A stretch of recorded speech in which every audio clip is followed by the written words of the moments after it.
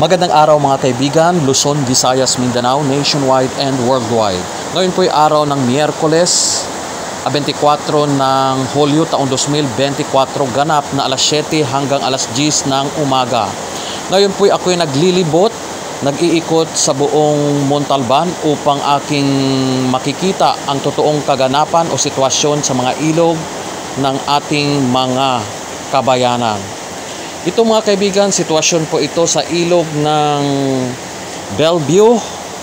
Galing po ito San Isidro at galing Bulacan ang mga tubig na itong rumaragasa dito sa tulay na ito. Nandito tayo sa tulay ng Bellevue upang kumuha ng mga kaganapan upang aking maihatid sa inyo ang mga totoong balita at impormasyon. Ito ang nangyayari dito mga kaibigan. Tingnan nating mabuti ang mga kaganapan. Napakalaki na po ang rumaragasang tubig dito sa aming tinatayuan. Napakalakas. Napakamaputik na po ang tubig.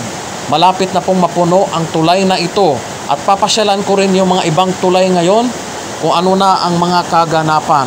Ito'y banda po ito sa likod ng EB o likod ng Bellevue, at ngayon po ay rumaragasang sobrang lakas talaga mga kaibigan. Nasa critical level na po ang mga ganitong uri ng pagrumaragasang tubig galing sa mga kabundukan. At ngayon naman, yang nakikita ninyo, yan po ang court ng Bellevue Extension. Yun po ang kanilang nire-repair dyan. At malapit na rin pong lamunin ng tubig. O, pupuntahan natin ngayon ang mga iba pang mga ilog upang inyong masaksihan ang mga kaganapan. Muli mga kaibigan, ito napakalakas po ito mga kaibigan. Estimate ko nito, lampas tao na po ito ang lalim ng ilog na ito. Ating saksihang mabuti dahil marami pa akong pupuntahan ngayon upang inyong makita ang totoong sitwasyon ng ating mga ilog. Napapansin ko po mga kaibigan, yung mga ibang mga kabahayan ay pinasok na ng tubig. Yung iba po nasa lampas tuhod na po, hanggang bewang na po ang tubig na pumapasok na kanilang mga kabahayan. Yung mga ibang mga ating mga residente ay aki pong nakita, yung mga nasa mabababang lugar ay lumilikas na po. Ito po yung nasa unahan ng Save More po ito mga kaibigan. Galing Bangkal, galing Puray ang tubig po ito. At marami na po ang tubig dito mga kaibigan. Yan po ang sitwasyon. At maya lamang, meron pa tayong pupuntang ibang ilog upang ating maibahagi sa inyo ang mga kaganapan. Tingnan nyo mabuti mga kaibigan. Ngayong araw na ito, napapansin ko po sa ating panahon, dahil sa ating bagyong Karina, ay wala na pong tsansang uminit sa araw na ito. Napakakulimlim na po ang araw dito mga kaibigan. Walang araw, walang lumalabas na haring araw sa mga panahong ito. Ang ating panahon ay napakakulimlim at napakalakas ng pagbuhos. Lovers Bridge, Barangay San Rafael. Itong ilog na to, nagmula ito sa Wawa Dam. Medyo marami-rami na rin ang tubig. Lampas na sa kalahati ng ilog.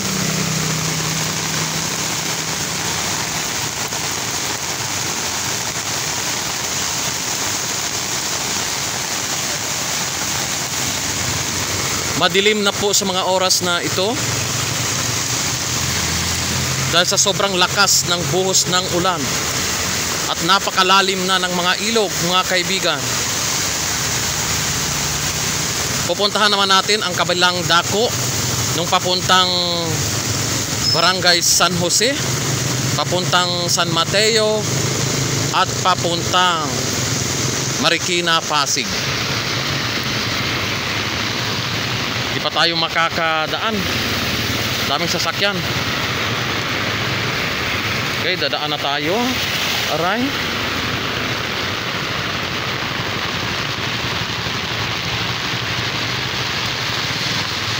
Ito na yung papuntang Barangay San Jose, San Mateo, Marikina to Pasig.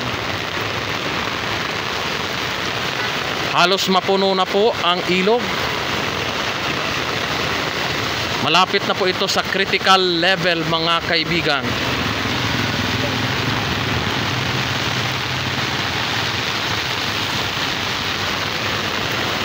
Yan lang muna.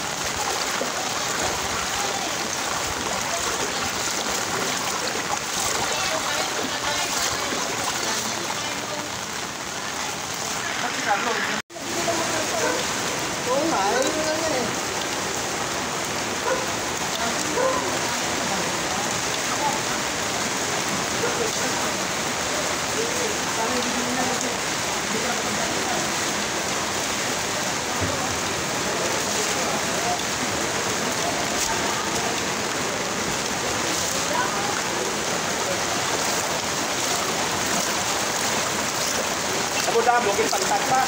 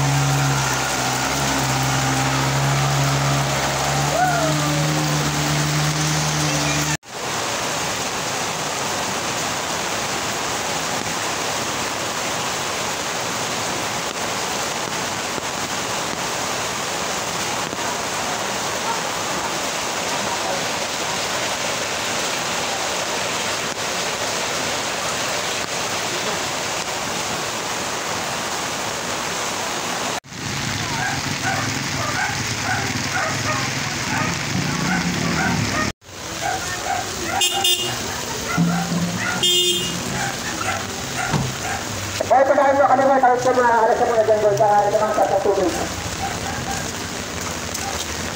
Yung kaya kayo naman, ay mga, baka magpakatay nila,